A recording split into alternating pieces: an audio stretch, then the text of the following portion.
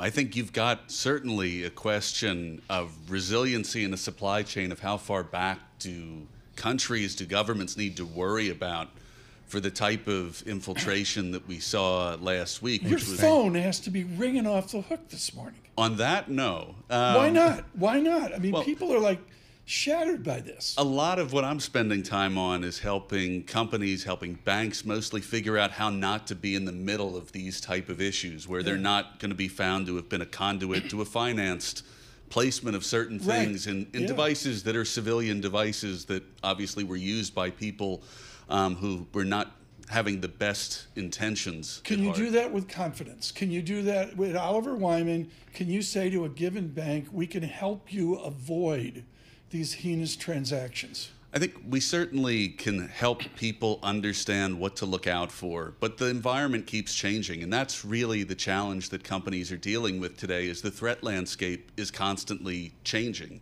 And sitting in the U.S. for UNGA this week, where you have a number of significant global issues coming to a head, it really makes it that much harder for multinational companies to try and live easily as they execute their business.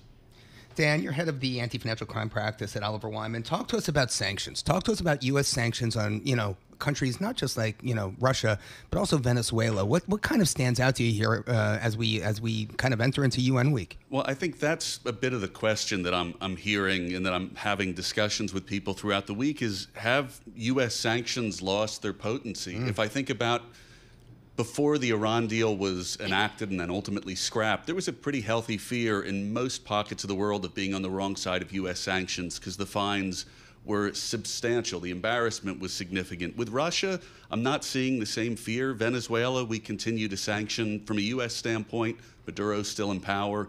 So how do you actually bring the fear factor back to sanctions?